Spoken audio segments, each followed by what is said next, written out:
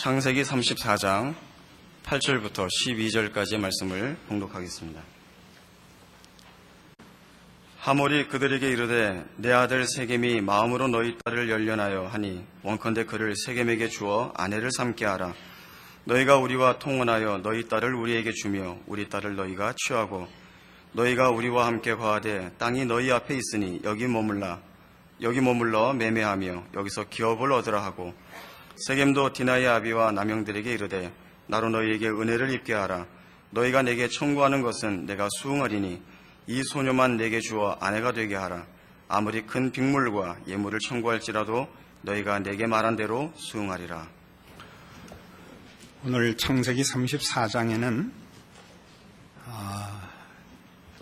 야곱이 에서와 화해했음에도 불구하고 고향으로 돌아가지 않고 세겜에 머물러 있다가 그 딸 디나가 욕을 보는 사건이 기록되어 있습니다. 야곱의 아들들이 이제 모든 그 성민들을 살육하는 것으로 그 보복한 처참한 내용이 기록되어 있죠. 우리는 성경을 보다가 특별히 창세기나 그 후에 역사서 같은 데서도 그렇습니다만은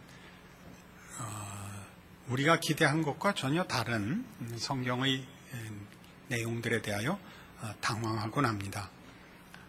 좋은 말하고 좋은 교훈을 하기도 바쁜데 이런 종교적으로 그렇게 어떤 유익이나 또는 교훈이 될 만해 보이지 않는 사건이기 때문이죠.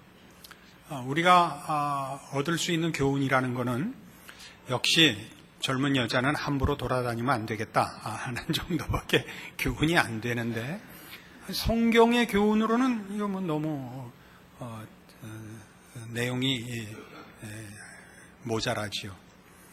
그러나 이 내용은 사실은 훨씬 다른 시각에서 그 중요성을 가지고 있습니다. 우리는 창세기를 시작하면서 성경이 우리의 호기심에 대한 대답이 아니고 하나님의 계획과 뜻하시는 일에 대한 설명이라는 것을 처음에 분명히 확인했습니다. 말하자면 모세가 이스라엘 백성을 그 종되었던 애굽에서 인도하여 시내산에 이르러 하나님 앞에 율법을 받으면서 자연적으로 생기는 이런 질문들, 이스라엘은 왜 다른 민족과 구별되는가? 하나님은 왜 우리 민족에게만 이렇게 호의를 베푸시는가? 무엇을 원하시는가? 하나님은 도대체 어떤 분이신가?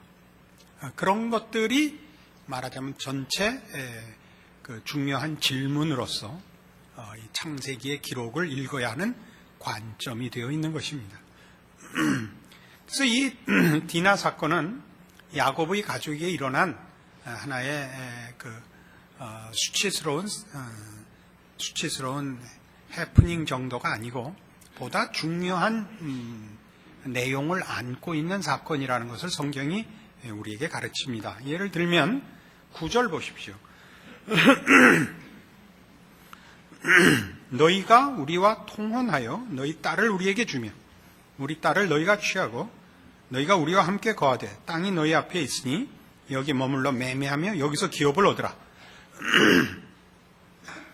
한 나라가 되자, 한 민족이 되자라는 제안을 하고 있는 것입니다.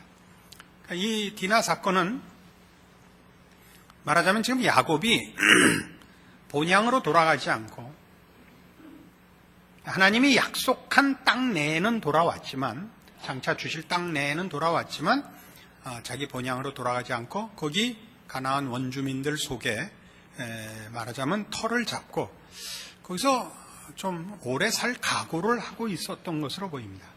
그리하여 하나님의 백성의 구별됨을 저가 아직 제대로 인식하지 못하고 분명하게 구별되어야 하는 다른 이방 족속들과 그 경계가 무너진, 그 차별이 느슨해진 삶을 살고 있다는 것을 사실은 지적하고 있습니다. 이것은 성경이 창세기 속에서 굉장히 강조해온, 특별히 이 족장사와 이스라엘의 형성에 있어서는 꼭 신경 써서 봐야 되는 강조점이라는 것을 성경이 가르칩니다. 예를 들면 창세기 11장에 가보십시오. 우리는 바벨탑 사건을 만나는데 왜 하나님이 바벨탑을 못 쌓도록 했느냐 하는 것을 이제 조금 더 이해할 수 있습니다. 11장 1절, 온 땅에 구음이 하나이요 언어가 하나이었더라. 이에 그들이 동방으로 옮기다가 시날 평지를 만나 거기 거하고 서로 말하되 자 벽돌을 만들어 견고히 굽자 하고, 이에 벽돌로 돌을 대신하며 역청으로 진흙을 대신하고 또 말하되 자 성과 대를 쌓아 대 꼭대기를 하늘에 닿게 하여 우리 이름을 내고 온 지면에 흩어짐을 면하자. 그러니까 바벨탑을 쌓는 것은 인간의 나라를 만들자라는 것이 주된 목적이었다라는 것을 읽을 수 있습니다. 세상 나라를 만들자. 하나님 없이 사람들이 주인이고 사람들이 내용인 나라를 만들자. 그래서 하나님이 오셔서 이 파멸밖에는 다른 선택과 능력이 없는 인류를 모두가 파멸로, 모두가 심판으로 이렇게 한 묶음으로 망하게 되는 것을 오셔서 막으셨다라는 뜻이 이 바벨탑 사건입니다. 저들을 흩으셨죠. 그리고 보다 적극적으로 하나님 나라를 세우기로 하시는 것이 이제 아브라함을 불러내시는 그 목적입니다. 그것이 창세기 12장 2절. 내가 너로 큰 민족을 이루고, 구별된 민족을 세우는 것입니다. 그러니까 모든 족속이, 모든 인류가 하나로 묶여 저들이 만들 수 있는, 인류가 만들 수 있는 유일한 운명, 심판과 파멸로부터 하나님이 개입하셔서 구원하시며 복 주시는 하나님의 백성들을 만들기로 작정하시고 그리하여 아브라함을 부르는 것입니다. 그러니까 아브라함을 조상으로 하여 이제 형성되는 이스라엘이라는 나라는 그런 의미에서 민족과 민족, 인종과 인종 사이의 구별이 아니고 사람들이 만드는 세상 나라와 하나님이 만드는 하나님 나라와의 구별인 것입니다.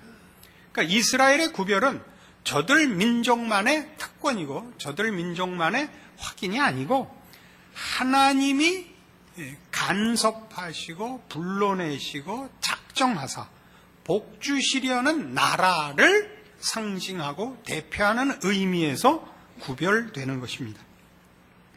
그래서 잘 아시는 대로 이런 구별 때문에 아브라함은 그 종을 불러 이삭의 아내, 자기 며느리를 삼는 일에 자기 본토 친척 집으로 종을 보내어 며느리를 얻게 하고 그 가나안 족속이나 다른 이방인들과 혼인을 못하게 하고 또 에서와 야곱의 경우에도 에서가 가나안 여인을 아내로 취한 것을 인해서 부모가 근심하는 이런 일들이 성경에 기록되는 것입니다. 그래서 이제 본문으로 돌아와 이 디나 사건은 하나님이 세우시는 나라, 세상과 구별된 나라, 내용상 구별되는 나라를 이제 하나님이 그 세상과 분명하게 구별시키는 일을 지키고 계시다는 뜻입니다. 구별을 지킨다는 것은 그러니까 다른 민족, 다른 이방과 이스라엘을 이렇게 구별한다는 것은 차별, 그러니까 다른 민족은 미워하고 이스라엘만 사랑하고 이런 민족적, 종족적 차별이 아니라 하나님만이 이유가 되시고 하나님이 목적하시고 하나님이 내용이 되시는 나라와 세상의 것이 내용이 되고 사람들이 근거가 되고 저들의 소원이 목표가 되고 하는 것과의 구별의 확인으로서 이렇게 등장하는 것입니다. 그러나 이 일에 대하여 사실 야곱과 그 아들들은 전혀 이해가 없습니다. 여기 사건의 내용을 보듯이 야곱의 그 아들들은 그 상처난 자존심과 오직 복수심으로 세겜성 사람들을 다 살육하고 노략질하는 것으로 이 사건이 마무리됩니다. 이런 일들로 인하여 우리는 사실은 성경의 기록을 제대로 이해하는 데 어려움을 겪을 뿐만 아니라 이런 사건이 가지는 뜻을 제대로 이해하지 못하면 우리 신자들의 인생에 일어나는 이와 방불한 일들, 신앙적인 헌신과 정당한 신앙 행위가 아닌 우리들의 본성적인 반응이나 혈기나 이해관계에 의해서 자행되는, 훨씬 많이 실천되는 세상 사람들과 달라 보이지 않는 우리의 실패한 인생의 현실들에 대하여 우리가 그 참뜻을 이해하지 못하게 되고, 그것이 대부분의 성도들로 하여금 자신의 신앙에 대하여 성경이 설명하는 위로와 그 가치를 놓치게 만듭니다. 그래서 많은 성도들이 하나님의 간섭 속에 있으나 하나님이 간섭하시는 것을 느끼지 못하는 그런 스스로 자학하고 체념하는 신앙의 잘못된 결과를 만들어내는 일이 너무나 많습니다. 그래서 이 사건이 가지는 의미를 성경 전체 사상에서 우리가 제대로 오늘 이해할 필요가 있습니다. 신약성경 289페이지에 가시면 고린도후서 4장 5절 이하의 말씀을 만납니다. 고린도후서 4장 5절입니다. 우리가 우리를 전파하는 것이 아니라 오직 그리스도 예수의 주 되신 것과 또 예수를 위하여 우리가 너희의 종된 것을 전파함이라. 어두운 데서 빛이 비치리라 하시던 그 하나님께서 예수 그리스도의 얼굴에 있는 하나님의 영광을 아는 빛을 우리 마음에 비추셨느니라. 우리가 이 보배를 질그릇에 가졌으니 이는 능력의 힘이 큰 것이 하나님께 있고 우리에게 있지 아니함을 알게 하려 함이라. 복음을 증거하는 데 있어서 사도 바울이 조심하는 것, 여러분 잘 확인하셔야 됩니다.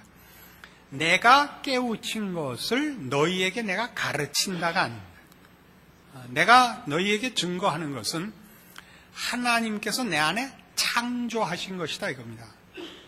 우리 안에 있는 쓸만한 가치 있는 어떤 작은 요소를 신이 은혜를 베풀어 그것을 증폭시키거나 그것을 육성하거나 혹은 거기에 보상해서 이런 구원이라는 혹은 신앙이라는 결과를 얻은 것이 아니라 우리 안에 아무 그런 우리가 얻은 결과에 관한 이유와 근거가 없는 것을 우리에게 주신 것이라. 그걸 어떻게 하느냐면 어두운 데서 빛이 비치리라 하시던 그 하나님께서 예수 그리스도의 얼굴에 있는 하나님의 영광을 아는 빛을 우리 마음에 비추셨다 이겁니다. 어떤 빛? 무에서 유를 창조하신 창조의 힘으로 주신 빛.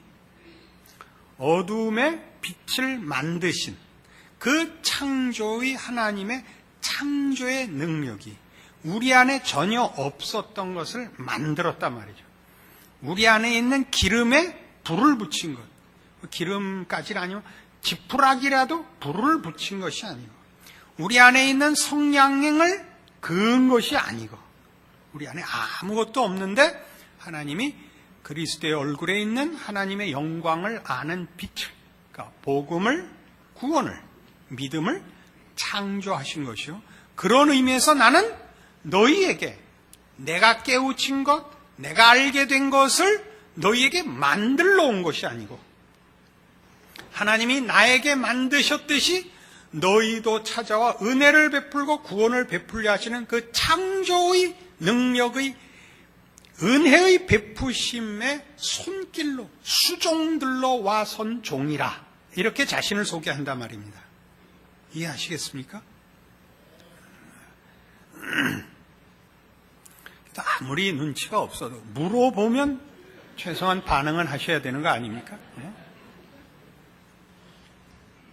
그래 놓고 뭐라 그러냐면 그래서 우리가 가진 이 복음의 내용들, 구원, 믿음, 기독교의 내용들은 우리 안에 뿌리를 박아 만들어낸 열매가 아니고 우리의 질그릇 속에 들어온 보배라는 것이죠. 질그릇 안에 있는 보배입니다. 질그릇이 보배가 된 것이 아니고 그 보배가 들어와 있죠. 그래서 우리는 보배입니다마는 내가 보배를 생산했거나 내가 보배가 된 것이 아니라 보배를 소유한 질그릇이기 때문에 우리는 대접을 받는 것입니다. 그래 놓고 이제 이 얘기로 들어갑니다. 우리가 사방으로 우겨싸움을 당하여도 쌓이지 아니하며 답답한 일을 당하여도 낙심하지 아니하며 핍박을 받아도 버림받지 아니하며 거꾸로 뜨림을 당하여도 망하지 아니하고 우리가 항상 예수 죽인 것을 몸에 짊어짐은 예수의 생명도 우리 몸에 나타나게 하려 함이라. 우리 산자가 항상 예수를 위하여 죽음에 넘기움은 예수의 생명이 또한 우리 죽을 육체에 나타나게 하려 함이니라. 그런즉 사망은 우리 안에서 역사하고 생명은 너희 안에서 하느니라. 이상한 고백을 하죠.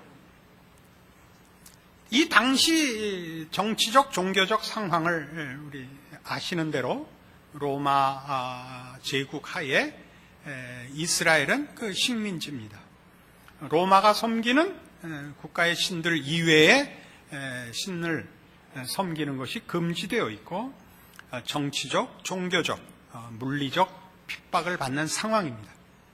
저들은 죽음을 각오하고 예수를 믿고 있고 실제로 그래서 죽는 일들은 다반사였습니다. 우리가 잘 아는 대로 한 사람의 죽음은 그의 인생과 그의 가치와 그의 소원에 있어서 끝입니다. 죽으면 끝입니다. 그러나 기독교는 그 순교 위에 싹을 틔우죠.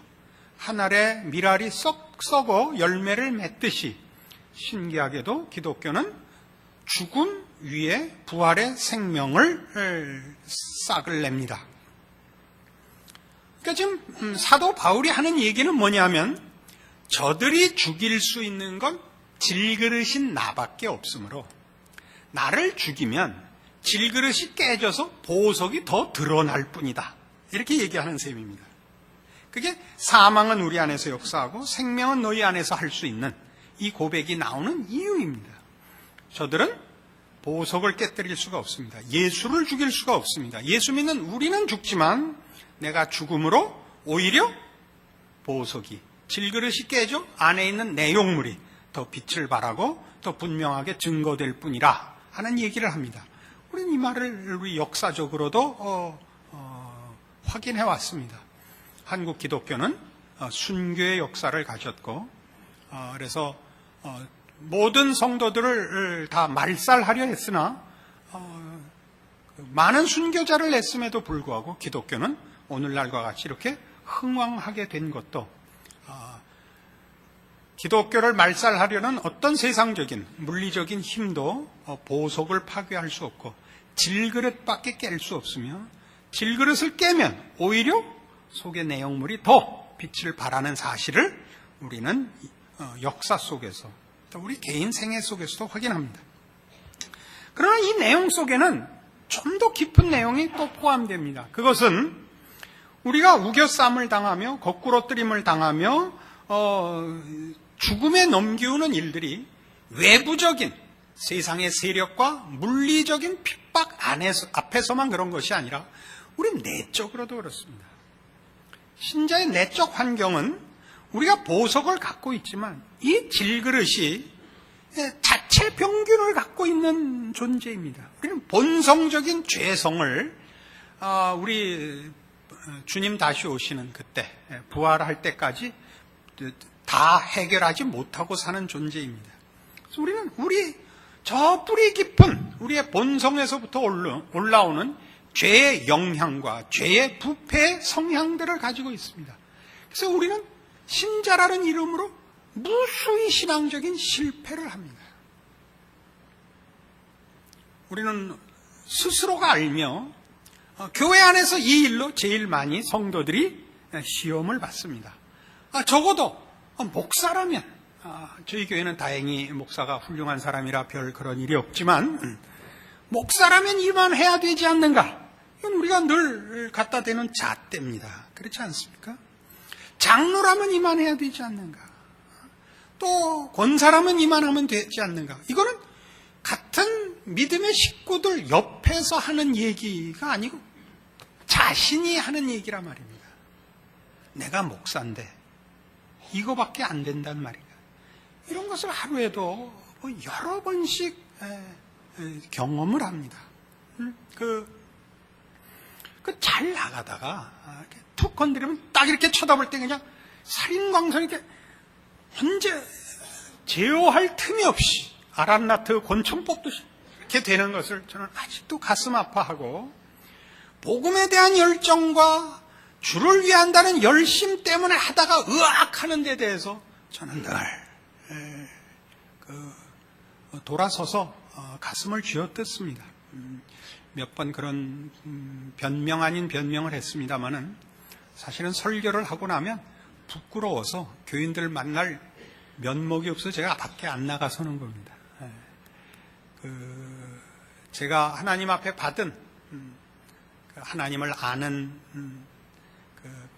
그 감격과 증언해야 할 거룩하심에 대하여 제가 그냥 완전히 다 이렇게 망가뜨린 것 같아서 정말 얼굴을 들기가 창피합니다.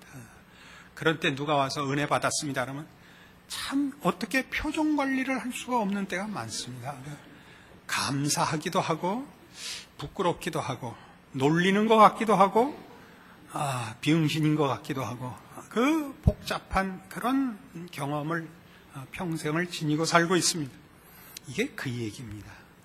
그러나 우리는 사실 밖에서 볼 때 세상 앞에 내가 보석을 갖고 있으니까 보석을 가진 질그릇이 최소한 니켈, 텅스텐, 티타늄 합금 금고쯤은 됐으면 좋겠는 거예요. 그렇지 않습니까? 제가 어려서 쿠오바디스를 볼 때 제일 약올랐던 장면은 뭐냐 하면, 원형 경기장에서 예수 믿는다는 이유로 붙잡혀서 화형당하고 짐승들에게 물려 죽는 그 순교의 장면 나올 때 감격스럽기도 하고 뿔따구가 나기도 하는 게, 에이씨양 죽으려면 좀 가만히 죽어라. 왜 아가 고다 죽냐? 이게 화가 나고, 응? 물려 죽을 때 아프니까 뭘 도망, 이렇게 가만히 서서 그냥 죽지. 예? 그것도 화가 나고, 왜 저 자리까지 놔두는가? 또 하나님 앞에 화낼 수는 없지만 하여튼 불만이고, 그런 심정이었습니다. 우리 다 그렇습니다. 왜 우리가 진리와 우리가 권세와 우리가 영생을 가졌는데 세상 앞에 무력하게 당해야 하는가 하는 것이 억울하듯이, 그리고 납득이 얼른 안 가듯이, 예수를 믿고 소원을 가졌는데도 왜 내가 내 안에서부터의 부패와 내 아내서부터의 무력함에 의하여 신앙생활을 실패하여 이렇게 좌절하고 남모르는 고민을 해야 되는가 라는 아픔은 우리를 굉장히 당혹해 하는 것입니다. 그러나 밖에서 외부적인 환경과 조건 속에서 순교가 질그릇이 깨져 보석이 드러나듯, 내부적인 싸움에서도 우리의 부패함과 무력함에 의하여 스스로 깨지는 자부심, 신앙이라는 이름으로라도 가지는 자부심이 깨지는 것은 모든 각자에게 무엇이 정말 보배고 나는 누구인가를 확인하기 위해서 꼭 필요한 일인 것입니다. 그래서 하나님은 우리를 외부적으로도 승리하는 자로, 권력을 가진 자로, 휘두르는 자로 세상 앞에 신자들을 세우지 않고, 내적으로도 신자들이 신앙적으로 늘 승리하는 것이 아니라 자기 자신, 질그릇임을 확인하는 실패와 자기가 누구인가를 확인하는 좌절을 더 많이 보게 하셔서 오직 하나님만 의뢰하고 자기 자신이 누군가를 아는 자기 부인을 결과시키는 이런 내용으로 우리를 인도하고 계십니다. 그러니까 디나 사건에서 보는 바와 같이 디나에게 있어서나 야곱에게 있어서나 야곱의 아들들에게 있어서 저들은 전혀 신앙적인 반응과 신앙적인 내용에 전혀 관심이 없는 일을 하고 있지만 결국 나중에 이 일들이 저들에게 나는 그때 바보였다. 나는 아무 생각이 없었다. 하나님의 뜻에 대해 전혀 모르고 있었다. 선택받은 하나님의 사람이요 가정이라는 걸 알면서도 성질이 낮아 세상적으로밖에 반응할 줄 몰랐다. 라는 자기 확인. 오직 하나님 앞에 은혜를 구하고 하나님의 도우심만을 사모해야 한다는 이 결과를 가져온다는 점에서는 순교를 영웅화하듯이, 우리 순교를 얼마나 영웅화했습니까? 오죽하면 안희숙 씨가 죽으면 죽으리라라는 간증서를 내면서 늘 그 겸손했던 이유가 뭔데요? 나는 순교자의 대열에 끼는 것을 허락받지 못한 사람입니다. 이렇게 자신을 낮췄거든요. 죽는 것이 더 자랑이고 신앙인으로서는 최고의 영광의 자리라고 믿는다면 왜? 그래서 질그릇이 깨져 주께서 영광 받으시는 자리가 순교라는 것을 우리가 다 인정한다면 동일하게 우리가 자신의 가슴을 찢고 주여 왜 나는 이 모양 이 꼴입니까? 라고 울부짖는 것은 순교하는 것만큼이나 중요한 신앙에 하나님께서 그의 자녀들을 키우시기 위하여 찾아오시고 확인시키고 우리 안에 채우시는 하나님의 능력과 지혜와 무한하신 사랑의 장면이다 이거죠.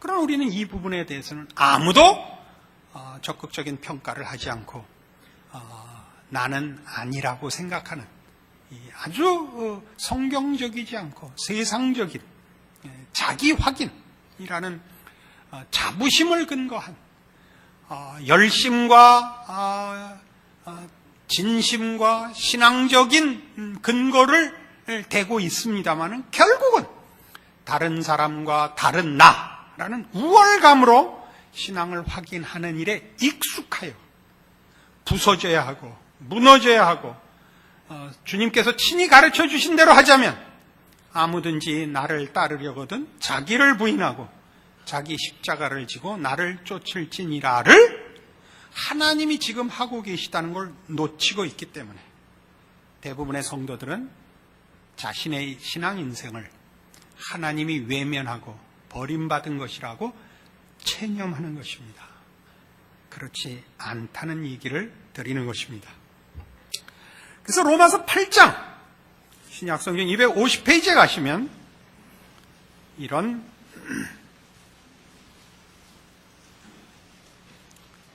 기가 막힌 성경의 일관된 가르침과 약속을 봅니다. 로마서 8장 24절 우리가 소망으로 구원을 얻었음에 보이는 소망이 소망이 아니니 보는 것을 누가 바라리요. 만일 우리가 보지 못하는 것을 바라면 참음으로 기다릴지니라. 이게 무슨 얘기예요?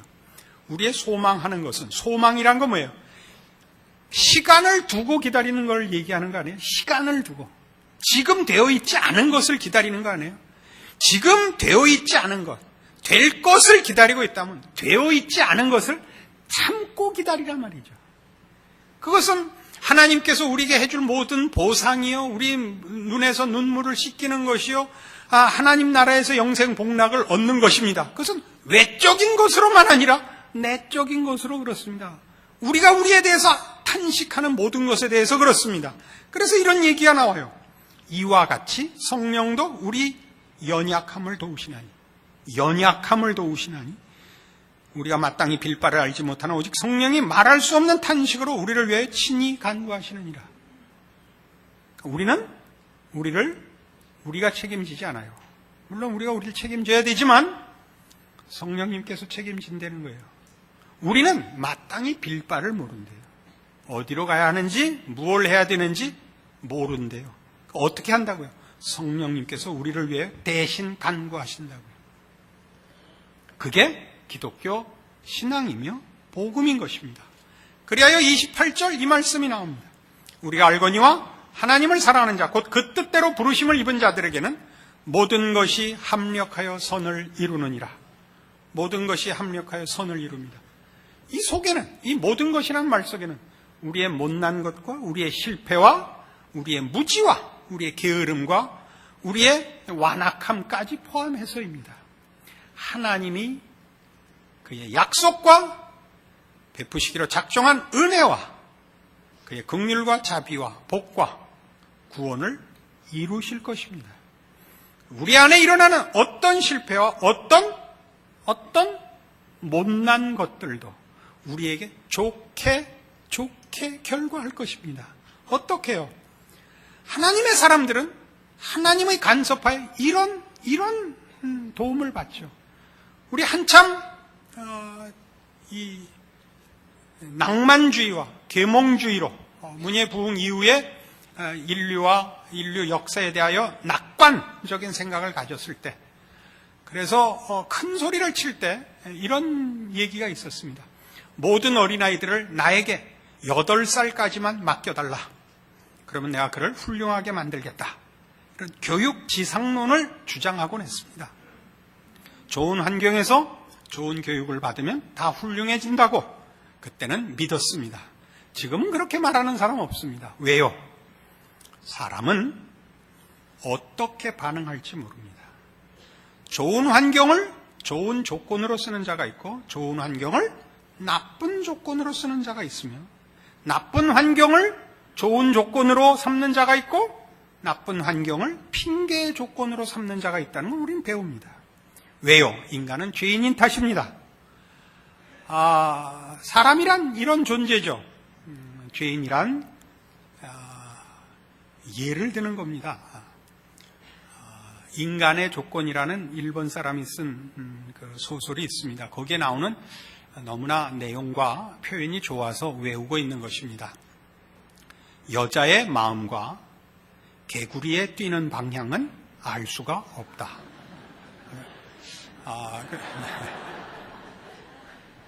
너무 정확한 진리를 설파해서 아직까지 잊지 않고 있는 내용입니다. 그러나 우린 거길 여자라 그럴 필요는 없습니다. 사람의 마음과 개구리의 뛰는 방향은 알 수가 없다. 이래야 맞죠. 사람이 어떤 동일한 조건에서 누구는 오른쪽으로 반응하고 누구는 왼쪽으로 반응합니다. 하나님이 개입하시면 우리는 우리가 저지른 실수와 실패에서도 좋은 쪽으로 발전해 갈 것입니다. 그것이 성경이 하는 약속인 것입니다. 그것이 하나님이 모든 것이 합력하여 선을 이룬다는 이 약속을 성경에 기록한 이유인 것입니다. 우리는 그 인도하심과 그 복되심 아래에 있는 자들입니다. 여러분이 여러분을 어떻게 평가해야 하는가? 보배 되신 예수를 붙잡으며 자신을 의지하지 않는 것으로 여러분에게 일어나는, 또는 여러분 자신에 대한 평가를 그렇게 한다면 여러분은 하나님의 인도하심 속에서 선을 이루어 가고 있는 중입니다. 여러분이 혹시라도 여러분이 낸 열심이나 정성으로 신앙적으로 이만하면 됐다고 자랑하고 계신다면 잘하고 있는 일입니다만은, 그래서 나는 쟤와 다르다, 나는 다른 사람과 다르다, 하나님은 내 편만 든다, 내가 잘하니까 복 주시지 라고 생각한다면 그것은 성경이 주장하는 것과는 또 다른 것입니다. 하나님이 우리의 진심과 열심을 받으시며 하나님이 원하시는 정당한 길로 가는 것을 우리에게 복 주십니다. 그것과 내가 남과 다른 것과는 다릅니다. 그것을 이해하신다면 우리는 남과 다르지 않되 하나님의 약속과 은혜를 입었기 때문에 실패될 수 없다는 것도 동일하게 확인하셔야 됩니다. 이 은혜와 이 믿음이 여러분의 신자된 존재와 인생을 힘있게 지키시기를 원합니다. 기도하십시다. 하나님 아버지, 은혜를 감사합니다. 하나님은 우리의 아버지시며 우리 하나님이시며 우리의 구원자시며 상급이시며 우리의 힘이시며 우리의 운명이십니다.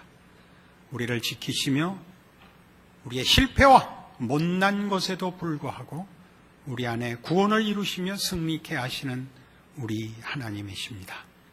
이 고백으로, 이 믿음으로 우리의 인생과 여생을 하나님의 사람으로 살고 주 앞에서는 복된 인생 되게 우리 하나님 오늘 말씀으로 주의 성도들의 영혼을 위로하시고 그 믿음을 굳게 하시옵소서. 지금은 우리 주 예수 그리스도의 은혜와 하나님 아버지의 극진하신 사랑과 성령님의 교통하심이 하늘 하나님을 아버지라 부르는 자의 복된 운명과 인생을 확인하고 감사 가운데 돌아가는 주의 사랑을 입은 심령들 위해 영원토록 함께 있을지어다. 아멘.